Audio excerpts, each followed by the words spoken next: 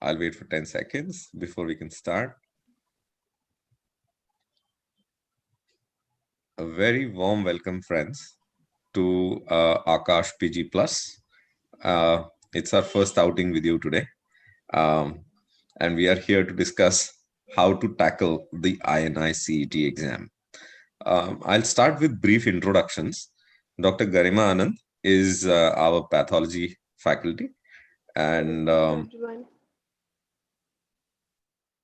she's the one who's taken the pathology lectures. She's the one who's preparing pathology modules for you.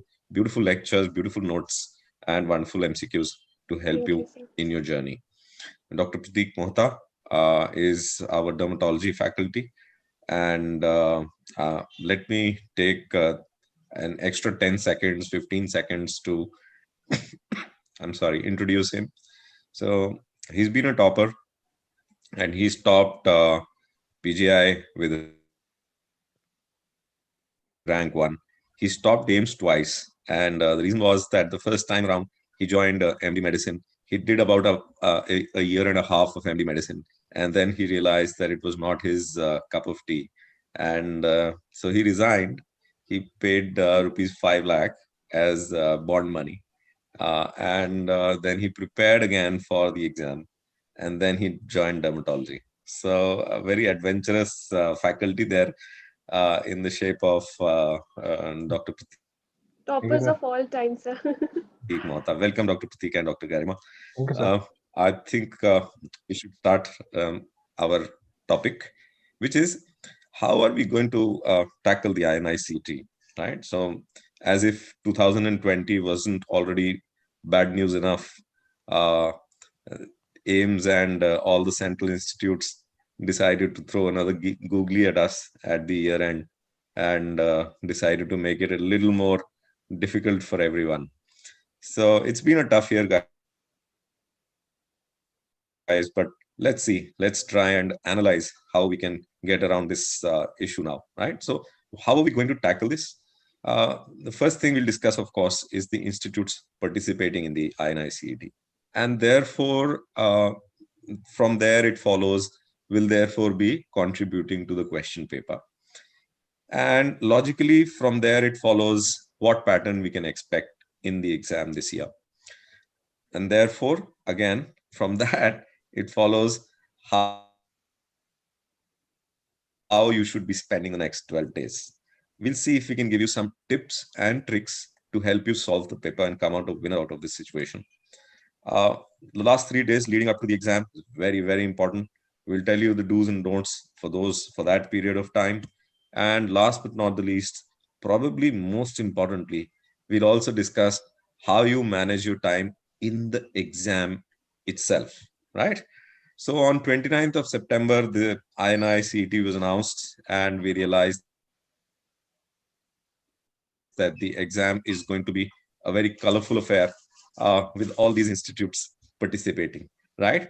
And it's only a little later that we realized that the exam was being conducted by AIIMS, and so that is what's going to weigh in very heavily on the exam pattern, right? So we have two options here, right? One is that we can blame our luck, and we can whine and we can complain why this was supposed to happen to me, why did this happen this year? That's not a very mature or a constructive path to take, right? On the other hand, we analyze the situation, we make the most out of it, and make sure that we emerge a winner of the situation, right? So having introduced our situation, having introduced the topic, I'll also say that this change in course, the change in this obstacle course that has suddenly been laid out in front of you, has been laid out for everyone, really, right? You're not the only one dealing with this. So, so you're not the only one dealing with this, especially for the students who were reading for the NIMHANS exam. You've been studying only neurology, I guess, right? A lot of neurology is what you've been studying. So even for you, the 4,000, 5,000 or X number of you who were reading only for the NIMHANS, the exam course changes for all of you, right? So I don't think that ranks and percentiles will change drastically, even if absolute performance changes. If the topper was supposed to score, let's say 73%, and instead the topper now scores 68%, the ranks and percentiles will not change a lot, right? Having said that, I give the platform now to Dr. Garima to describe how we will deal with the revision sequence and how we will best deal with the days that follow here on. Yeah. Dr. Garima, over to you. Definitely, Dr. Aseem. Yes, this is a tough time for students. Definitely, only 12 days left in hand and a very unpredictable pattern ahead. So, this is a tough time for students. But, students, we are with you. We trust you. You should trust your preparation. And the sequence, if you really want to go for the MCQ pattern, we would suggest you to go for the last 3 years AIMS MCQs. Okay, once you are covered with the important MCQs and the important questions and the topics which have been covered in the recent 3 years, you can move forward with the last 3 years PGI questions. Once you are done with it and you have time in your hand, then you can cover previous year. That means last 5 years AIMS questions. Done with all, then you can move to last 3 years JIPMA, and then in the end you can go for 2 years NIMHANS. This should be the sequence on the basis of an assumption that yes, AIMS is organizing this exam, so definitely there will be a prevalence of the topics which have been asked repeatedly and frequently in the past AIMS paper. Now students, we do not want you to be exhausted with these MCQ pattern only. We want you to go through your own notes as well. Now what should be the ratio of the time you should spend for your own notes and how much time you should give for these MCQs? So let's talk about this question to Dr. Pratik. So Dr. Pratik, would you like to tell that how much time do you expect students at this point of time with a completely unpredictable pattern ahead to be spent on MCQs and on their own notes? So you should follow a smart strategy. So ideal strategy should be 70-30 ratio. So what do we mean by this 70-30? So 70% of your time, your daily time of study, you should focus on your own preparation that you have done over the last 1 year. The 30% of the time you should spend on solving those previous years MCQs. Those are high yield topics. And also try to connect both. So what you should do, retrograde study in this case. So let me give you an example. For example, if you're solving a question from FMT on IPC, so that question you should solve, but you should go back to your notes for seeing various different types of IPCs because that topic is very important. So try to correlate, try to integrate.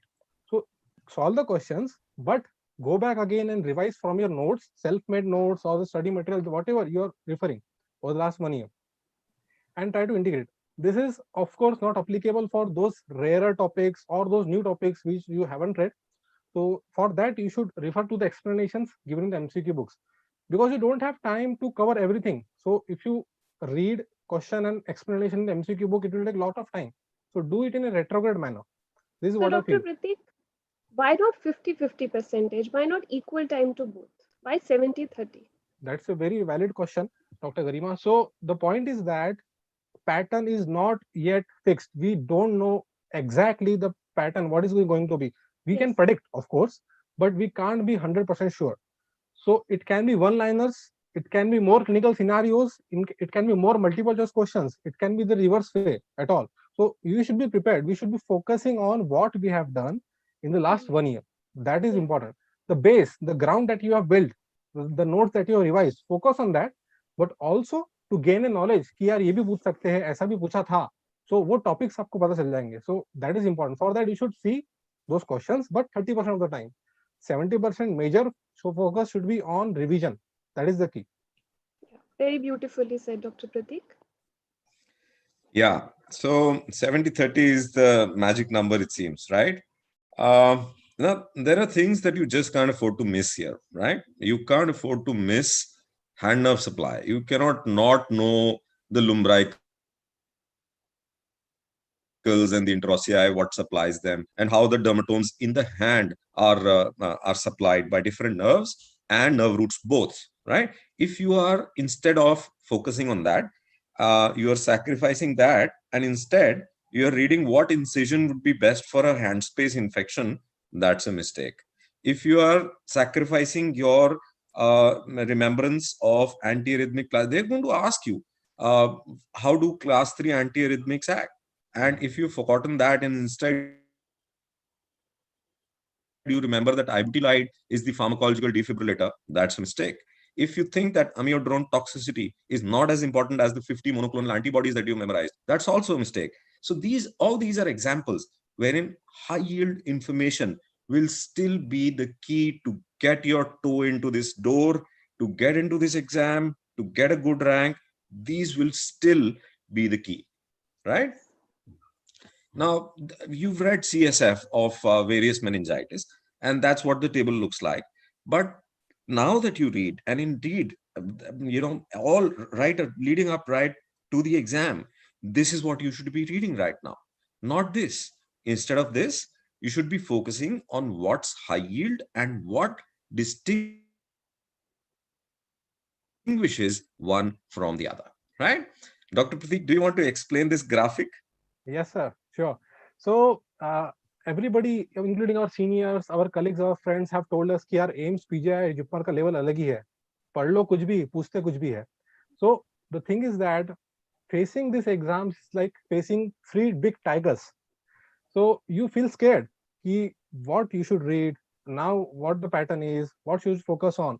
And now what has happened that these three tigers has merged into a bigger predator.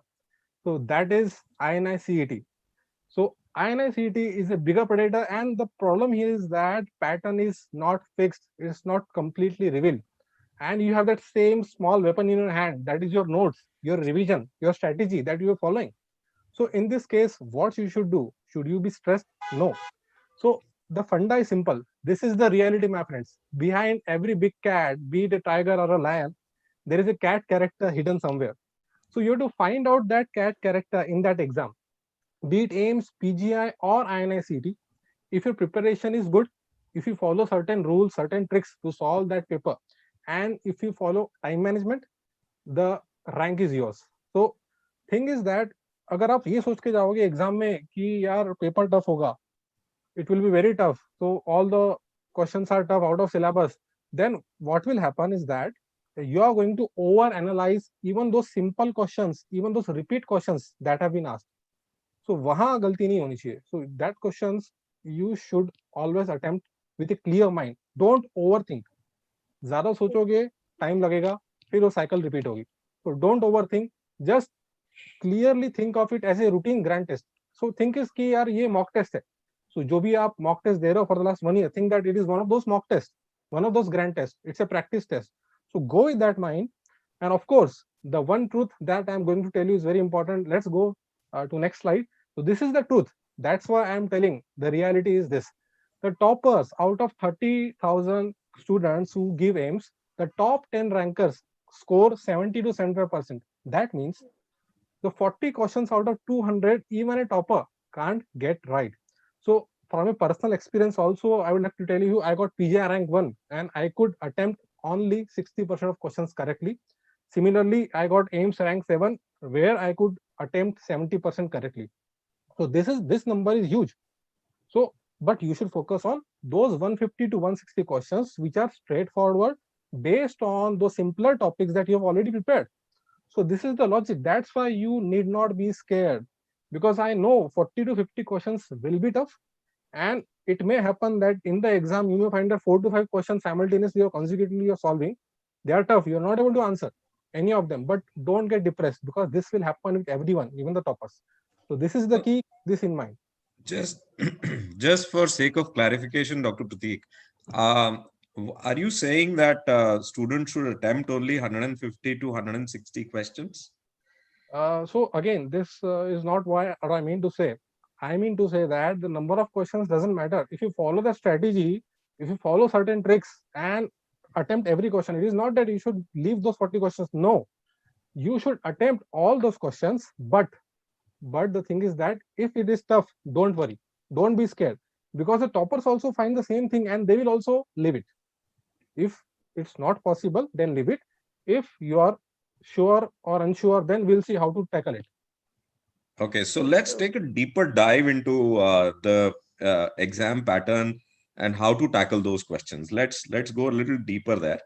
And Dr. Garima, do you want to start to explain how we have deduced this? And please go Yes, ahead. Dr. Aseem. Yes. So definitely first thing I would like to say is that this exam, right, is completely unpredictable. All we can do is to make assumptions. So one thing I would assume is that yes, AIIMS is the one who is organizing the exam. So there will be a prevalence of AIIMS based pattern. Okay. So yes, single choice questions will be prevalent, mainly 70 to 75%.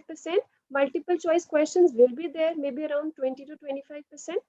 Apart from that, image-based questions, clinical scenario, and one-liners. So basically, I would like to say, students, that these questions have been asked till now. There is nothing new about that, and they will be asked in future also as well, and this year exam as well. So do not be scared of these questions, right? Granulomas are seen in Crohn's disease. They will be seen in Crohn's disease. They won't be seen in ulcerative colitis. So believe in yourself. Your knowledge will remain your knowledge, and that will be helpful in whatever be the pattern of exam, right? So because I said that NIMHANS is also there, so 5 to 10% questions will be there which are neurology based, maybe neurophysiology, neuropathology, or neuropsychiatry. Yes. So Dr. Pratik, about the attempting specific pattern of questions, would you like to tell something about the ruling out method? Yes, Dr. Garima. So there are certain tricks that I was talking about. So you have to see that cat inside the tiger or lion. So one such method is ruling out method. So it is very important. You should apply this method to single choice questions, not the multiple choice. So because why we need to apply this ruling out method? Because in exams like AIIMS, PGI, so not PGI, AIIMS and JIPMA, now INI-CET, you cannot be 100% sure of single answer all the time. So there may be situation where you are confused between those two options. So in that case, what you should do? If you can rule out two options, then attempt. Otherwise, if you are unsure of three options, then it's better to leave it, because you will be having negative marking here also. So let us discuss this with the example. So we have a case scenario here that has been asked in recent AIIMS. So patient of chronic liver failure presenting with acute bleeding, paresal bleeding, and was hypotensive, blood pressure of 80/60. Which of the following is not done? Now you know option B and option C, urgent endoscopy, packed RBC, you are going to give. But you are confused about option A, octreotide. You have read some in pharmacology, it was related to somatostatin, but you are not sure. Then you look at option D, platelet transfusion. Now you think, platelet transfusion, is it required here? It is not required. So between option A and option B, the better option A and option D, the better answer is D, right? Even though you don't remember, you can rule it out, right? Because you have some knowledge about option A also. So this strategy you should follow. Let us see another clinical pattern. So this question, this pattern is clinical pattern, clinical scenarios. So you will get multiple lengthy clinical scenarios, and many students get scared of it. But the thing is that if you have read that topic, it is very easy. Please attempt those questions. So there is a particular strategy that you can follow here also. For example, in this question, you should read the last line, what the examiner wants you to know. So what is the diagnosis is the last line, and take a quick look in 5 seconds. The options: syphilis, chancroid, LGV, donovanosis. That means the question is about genital ulcer. And now try to find clues in those case scenario. So no need to focus on all the 4 lines, 5 lines of the case scenario. There are certain 3 or 4 words, clues, that are important, and you should train yourself to find it out. So in this question, the clue are painful genital ulcer and lymphadenopathy. This is the only clue. So let us see. Let us see how can we attempt it. So moving on to next slide. Here you can see these are the 2 clues. So you in your mind it should come. Yeah, these are the 2 clues. What is the answer? So the answer here is chancroid. But it may not be possible again to recall this. So I have given a mnemonic below. So what I wanted to make this point here is that you should also try to recollect all your mnemonics that you have prepared, because in the 19 subjects you might have made 100 of mnemonics, but you should be remembering that mnemonic at the time of exam. So please keep on revising. So let us solve this question with a mnemonic here. So a patient of herpetic ulcer is pissed off because he's having pain in ulcer and painful lymphadenopathy. Similarly, a patient of chancroid cries, patient of syphilis smiles. So chancroid cries, why? Because painful ulcer and painful lymphadenopathy. Syphilis smiles because it's painless, painless ulcer, painless lymphadenopathy. Donovanosis, we have 2 no's. What are the 2 no's? One is no pain in ulcer, second is no lymphadenopathy. Similarly, for LGV, lymphogranuloma venerum is like a bridegroom. So, who is happily transient at the time of marriage, and he will have a painful life later. Similarly, LGV has a transient, painless ulcer, and it will have a secondary stage, that is painful lymphadenopathy. Now here you can apply this logic. So we have got painful genital ulcer, painful lymphadenopathy. So we have two things, herpes and chancroid. Now herpes is not mentioned in the option, so answer is chancroid. But even if you know the clinical features is better, so herpes will present with superficial erosions, not the one that is given in the image. So this is how you attempt to use mnemonics, use these ideas, use those clues. So this will be very helpful. Yes, Thank very you, Dr. helpful. Pratik. Very useful way and very interesting way of dealing with such questions, right? Dr. Garima, you want to come in here and explain this slide? Yes, Dr. Aseem, this is one of my favorite mnemonics because hypersensitivity reactions is a tough topic, right? And it is difficult to remember the pathogenesis behind each of them. So I made a very simple mnemonic, very easy to remember, A, B, C, D. Easy to remember. Type 1 is allergy mediated, type 2 is antibody mediated, type 3 will be complex mediated, that means immune complex mediated, and type 4 will be delayed hypersensitivity reaction, right? And a funny mnemonic, funny association, if you delay things, you often miss things, right? If you delay things, you often miss things. So easy to remember, miss multiple sclerosis, IBD, skin test, and psoriasis. So mnemonics are very helpful at the time of the exam because there you are already confused and scared. So these mnemonics are an entertaining way to answer your question. Now students, they can either directly ask you the pathogenesis behind type 3 hypersensitivity reaction, or they can ask you indirectly. How? Like in recent exam, they have given you an image of fibrinoid necrosis and they have asked you the type of hypersensitivity reaction associated with it. So if you just remember your basics, that fibrinoid necrosis is due to immune complex deposition, you must have been sorted with this answer. The answer would have been type 3 hypersensitivity reaction. So moving on to the next slide. Yes, so this is a clinical based scenario and it is very simple if you just pick up some important points from the question. For example, yes, there is a history of RTA, that means road traffic accident, history of long bone fracture, and the patient is tachypneic and oliguuric. Now, there are two important and very close differential diagnoses here. What are they? Fat embolism and transfusion reaction. So, one single point and you are sorted. 6 hours, okay? 6 hours means transfusion reaction is an acute reaction which occurs within 6 hours after RTA. Whereas, if you remember the basics, fat embolism occurs about 2 to 3 days after the history of bone fracture. So easy to remember with the help of one single point, that is 6 hours, right? Your answer would have been transfusion reaction. Very similar to this question. Let's move to the next. Yes, there is a history of chronic kidney disease, patient on dialysis, and a patient is hypertensive and tachycardia is there. That means your answer would be TACO, transfusion related circulatory overload. Why not TRALI? Because in TRALI, the patient would have been hypotensive. So these simple points will help you solve all the questions, be it of any length. So similarly, moving to the next slide, I know students, you are petrified of images in kidney, right? But if you remember simple basics, pathology is fun. The entire pathogenesis lies within its theme. So in number one image, you can see it looks like a normal glomerulus. So there is no change in minimal change disease. That's why the name is minimal change disease. Similarly, in the second image, we can see, yes, there is sclerosis, but this sclerosis is confined to a particular segment. So can I say the lesion is focal segmental glomerulosclerosis? So can I say it is very easy to memorize all the images in pathology simply if you understand the basic behind it. So moving on to the next slide. Yes. So Dr. Pratik, would you like to throw some light on these typical bouncers or out of syllabus questions?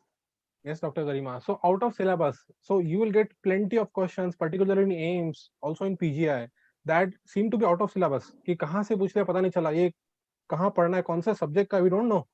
So let us see with the example here. So we have got a question here. Recent AIIMS, electron microscopy is shown here. Now the AIIMS people, be it the INI-CET people, they don't want you to become specialist in electron microscopy. They are judging your basic knowledge and are you able to apply that knowledge in the question. So here, let us solve this question. So let us try some logic here. So we have got an image. So let us see the options first. One is neurotransmitter, one is microtubule, one is synaptic vesicle, and the last is collagen fibrils. On the image, you can see there are two membranes which are close together. One membrane is having empty round structures, the other side is empty. Now, any guess what it is? Now you can look at the options. Can it be neurotransmitter? No, neurotransmitter is a molecule. It is not visible on electron microscopy. Microtubule? I'm not sure. Can it be synaptic vesicle? If it is synaptic vesicle, then this can be synapse. So does it hold true? Yes, it can. So I know this is a guess, but this is a logical guess. So you're applying your knowledge on a difficult seeming image, but ultimately the answer will be correct. So answer is synaptic vesicle. So this is how you approach. It is not always possible. I know that there are some difficult questions that even a topper can't get right? So, but try and attempt. So this is where it will make the difference. Right. Yes. Dr. Garima, Okay. would you like to tell about multiple correct choice questions to our students, how to attempt those questions? Yes, definitely, Dr. Pratik. Yes, multiple correct choice questions can be difficult, especially if they have options which are very similar to each other. But students always remember there is a disadvantage associated with the negative marking. So only mark those options which you are almost at least 90 to 100% sure of. I will give you an example. Suppose it's CLL, you remember the markers CD5 and CD23 positive. These two important markers all of us know, right? But even if you do not remember CD19, CD20 positive, with these two markers, you are doing good. Similarly, in hairy cell leukemia, it is a mature B cell lymphoma. So you remember it is CD19, 20, PAX5, and CD25 positive. Even if you do not remember the positivity of CD103 in hairy cell leukemia, you are doing very good in your exam. So do not be worried of one or two options which you are not sure of. You can leave that. Okay, you are already doing excellent. So moving on to the next slide. Garima, just give me a second. And so there are some students who are starting to write in. And Sure, sir. Yash, hi. We are live. We are very much live here. And I would encourage everyone who's participating to send in your queries and questions and Okay. doubts. And indeed, if you have alternative methods to approach the exam, this is an open discussion. A webinar does not mean that we know everything and so we are True. not going to be preachy here. Please indeed contribute to this discussion, and let's all walk away wiser than when we joined the webinar. Another important point that I'd like to make here is that, while we are saying a lot of things here, uh, what I would like to say is that a lot of things will be applicable to you as a student, and some things might not be applicable to you, right? So learn from everyone but follow no one, and Mm. take what is important for you. Please adapt from here what will help you, what helps the other person, what helps your neighbor, what helps your best friend, what helps the topper is not Yes. necessarily going to help you. Please take away from here whatever you think will benefit you as an individual candidate. There is no one size fits all here, right? Yes. Very So beautifully said, sir. please keep sending in your questions and queries, and we'll be happy to tackle them. Let's just finish through going through these slides that we made for you, and then we'll start discussing on the questions that you're sending us. Right, Dr. Garima, what do you want to say about Yes. how to tackle the last 3 days before the exam? Okay. So last 3 days, quite tough. But students, you have to believe in yourself. You have prepared well. Just trust yourself. 8 hours of sleep is mandatory. Okay. No new reading. Do not read new topics. Whatever topics you have read, revision is a key here, right? Try to revise the topics which you think you need a last minute revision in. You can click pictures of the topics you want a revision in. You can make charts and stick them on your wall. Whatever the method you like, revision is the key, and revision of the topics which you think are mandatory to be revised at this point of time. Apart from that, students, do not forget to have a properly fitting face mask. Most important thing right now is to keep yourself and your loved ones safe. So moving on to the next. Before we move to the next, Dr. Pratik would like to say something about visualization here. He's put in a Yeah, point on Yes. meditation. So you want to say something yeah, about Dr. that, Aseem. Pratik? So from my personal experience, yes, sir. From my personal experience, I would love to share with you, my friends, that this meditation part, ये लगता है फालतू, लेकिन it is very important. Believe me. So for 3 days, just try to visualize, try to imagine that you are sitting in the exam hall, applying your knowledge and solving those questions of INI-CET. So imagine yourself for 10 minutes, have that feeling inside you. So that you will develop a sense of positive feedback, a positive energy. So visualization is the key. It should not happen in the exam you are mentally unwell, so you are in a hurry. क्या करना है, time management क्या करना है, क्या नहीं करना है. So that is very important, because you have read throughout the year 19 subjects, but what matters is those 3 hours. So for that you should be prepared. So meditate and imagine, try to visualize. So this will be very helpful to you. Yes. What about on the D-Day? Yes, Dr. the Garima. D-Day has come. Okay, the day has come. You have worked hard for this day, students. Believe in yourself. I'm saying it again and again. Whatever you have prepared till now is enough to get you a top rank. Okay, have your breakfast. Never skip your breakfast. Staying hungry will not help you at all. Drink water, only sips of water, because bathroom breaks can be hazardous for time management. Okay, so moving on to the next slide. Yes, on the D-Day, right? Do not read till the last minute. Whatever you have read is enough. And before entering your exam hall, say this to yourself: I know I have read enough and I'm relaxed. Paper might be difficult, but it's okay. I'm all prepared for it, right? This is the motto you have to take to go for the exam. Yes. Right. Dr. So, Pratik, you want to discuss time management during the exam? So time management, friends, is the Itself? biggest. Yes, sir. So time management itself is the biggest game changer. So believe me, if you have read everything, you have read 19 subjects, you are done with your previous 5 years, but you are not able to manage time, then your rank will be affected severely, very badly. So among the top 500 rankers, the time management decides the rank to significant extent. How you manage your time. So not only once, you should twice cover the path. That means, let us go on to next slide. The timer breakup. So the timer moves in reverse direction. You know this. So for the first 150 minutes, that is there, you should complete all 200 questions. The first go through. So ऐसा होना चाहिए कि at the end of 150 minutes, you are confident कि इसके आगे और कुछ है नहीं. So you have covered those 200 questions in 150 minutes. Now just you have to go back and play with those marked for review questions. So this will generate an immense sense of confidence.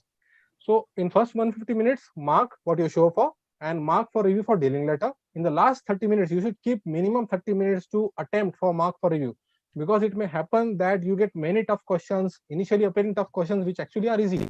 If you go back and visit again, it will be very easy. So set a target. Every 30 minutes, you should have a target. So timer is showing 150 minutes remaining. You should be over with 40 questions. So set a target. Set a target at your speed that I can finish this. Similarly, for 120 minutes remaining, you should be done with 80 questions. And if it is not the case, then you should increase your speed accordingly. So let's move on, sir. So this is a very important part. I want all you to make aware that we have got free LMR notes, that is last minute revision notes, and it has been prepared from previous 5 years of AIIMS and NEET high-yield topics, nothing else. And it is available on our app, Aakash PG Plus. You can download that and read it. And it will be very valuable for those people who are not able to revise some subjects. For example, you are not able to revise physiology, psychiatry, anesthesia, radiology. So you can download those notes, revise them, right? So this will be a vital part. So let us discuss some samples, sir. So in those LMRs, we have got plenty of mnemonics, we have got plenty of images, all ultra high yield. Also, we have got flow charts. Let us move on, sir. So we have got images I have told you. So it is very valuable. The tables, all are compiled from previous 5 years ultra high yield topics. So go through them if you have time, if you feel. Right. So with these FAQs, we'll start to come to we start to wrap up. Don't worry, students. We'll be answering all your questions. So if someone asks how many questions should I attempt to get a good rank, Dr. Pratik, do you have an answer for us? Yeah. So objectively, if you ask me, the topper. So last 2 to 3 years, even me, I had attempted about 195 questions out of 200 in AIIMS. But again, I will recommend don't stick to the number, because pattern may change. Sometimes it may be easier, sometimes it may be tougher. So accordingly, the number may change. But what you should pre-decide is the time management, the ruling out method. Don't do wild guesses too much. So that is the key, sir. Great. If So that's another common question, is how much time should I allot to each question. So if that's bothering you, I would not recommend looking at your watch every few minutes. I would not recommend looking at your watch for after every question. That's not logical. What you should do is, as Dr. Pratik mentioned a few slides before, every 30 minutes you should be finished with about 40 questions. If you're doing that, you will be finishing 200 questions in 150 minutes, and then you have another 30 minutes to go back to the paper and revise it again. Now, Dr. Garima, what about this third question here? How much time to spend on a big and complex question before deciding that the student should move on? So, sir, talking about this big and complex question, first of all, I would like to tell you students that some of the pertinent points, like we just talked about the clinical scenario questions, some of the important pertinent points will come to your mind and that will help you solve the question.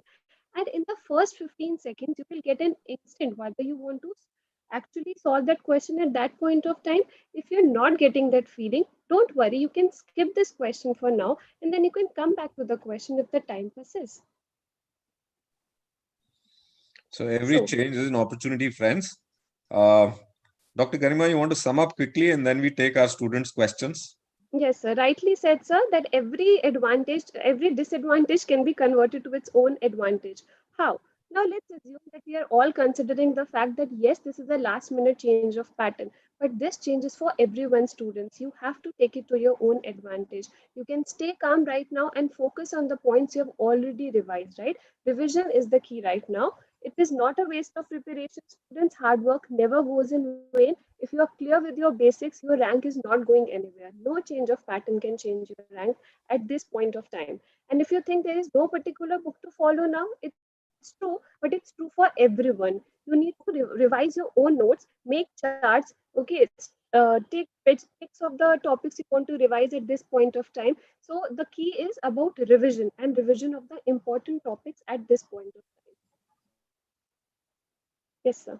So moving on to the next slide. Yes. So we will just quickly sum up with the advantages of this exam. Okay, one exam with so many seats that increases your probability of getting a dream institution of yours. And no more hassle to get so many exams, no more hassle to get your admit cards printed, right? The pattern change is there, but that is applicable for everybody. We have survived till now and we will fight back till we succeed. If the fight gets tough, we have to get tougher. So don't be afraid of the storm, friends. We will be the storm and we'll storm into the INI-CET and we'll take the seat by storm. Don't worry. Now I'll turn to the questions that our students have been asking. So Sitangshu, you're asking, does Aakash discussion contain previous year paper discussions? So yes, very much so. As Dr. Pratik and Dr. Garima have told you, in our recordings of the last minute revision on our app, you can see the last 4-year NEET and AIIMS paper discussions, right? And indeed, we've covered all that in our last minute revision notes also. And those are also freely available on the app. You can download the app. That name of the app is Aakash PG Plus. You can download the app. The app is available free of cost. Indeed, 8 hours of video is also available free of cost. In each subject, you'll see a teaser or a free content, and you can sample, you can see what the content is like, right? DK, you are asking whether you're naming another platform and you're asking whether their rank is authentic and you're getting a certain lower percentile than what you expect. Don't want to comment on any other platform, but see, I would definitely say that the percentile that you're quoting specifically is on the lower side. So what I would say is focus on basics. So a lot of students, when I've been talking to a lot of students, and there's a lot of talk about clinical scenario, USMLE type questions. Yes, there are those type of questions, but remember that it's not just those questions that decide your rank. It depends upon how much accurate you are in your basic knowledge. If you don't know the branches of the internal carotid artery, if you don't know how the basilar artery is formed, you don't know the division of the basilar artery, that's a mistake. And instead, you can tell me in detail about how a CVA is managed. That's a mistaken approach to preparation, right? So focus on the basics, focus on your strengths. Similarly, Yash was also saying that he's finding maths is not good, and he's finding numericals in physiology and PSM quite tough. Dr. Pratik, you want to answer that? If someone's math is weak and therefore they're having difficulty with the Yeah. numerical questions like PSM and physiology? The only way to solving those questions, you should be clear in those concepts, those formulas. There are certain formulas. So make a list of those formulas of biostatistics and also of physiology. So it is already including LMR, but you should make it separately. It's better. So you should be clear in that and try and solve practice questions related to those. So those formulas you should try to apply. I think then it will not be a big problem because the options are relatively far away. It is not like the physics that we did in 12th. That options are relatively close. Options usually are far away, but the thing is that you should be training yourself to apply those formulas correctly. That's also. Right. So, and there's another question on whether we can make a similar video regarding next. Ipshita will definitely do that, but we don't want to, unnecessarily give you conjecture. Let's wait for the National Medical Commission to come out with a definitive statement around that. And I promise you that we're going to come out not just with a video, we're going to come out with a comprehensive program to help you tackle that exam, right? Another question is subject preference for INI-CET. Dr. Garima, you want to answer that? Subject Yes, preference. yes, sir. I would like to say that according to me, there should be a revision of the subjects which you think that you have gone through, but you want a revision at this point of time. Suppose you cannot go to the exam if you are not thorough with your concepts in pathology, physiology. Your basic subjects will remain basic, and these will help you solve the questions, be it image-based, be it clinical scenario questions, whatever be the case. If you're good in your basics, you will definitely top the exam. So I would like to suggest that number one, do not start a subject which you have not gone through yet. Right? Try to strengthen the subjects which you already have a lead in. And second thing I would like to say is that minor subjects also have a very good importance because they can be revised in a very quick time. Within few days, you can be thorough with your minor subjects, but definitely the percentage of questions they share within the total is a major component. So whatever be the strategy, do not go for the subjects which you think that you need a lot of time to revise for. Better to go for the subjects which you think you have already gone through, but you need a quick revision. So that will definitely have an edge and that will not scare you, at least at this point of time. Absolutely. That's the way to tackle this right now. Dr. Pratik, you want to add anything there? Yeah, sir. Same thing, sir. Same funda. Don't go for anything new. This is not the right time to do it. And if at all there is some weak subject that you have read 4 months back, now you don't have time to revise that. So you can maybe solve last 3 years papers that we have discussed, 3 years questions of that particular subject, and just revise those topics from your notes. That's all. So don't go further. Don't read anything new. Try to revise and focus on what you have already done. Yes, revision is the key right now. Right. Yeah. So another question we're getting, some students who are facing some difficulty finding locating the LMR notes on the app. So if you please take down this number, it's 011. That's the area code for Delhi.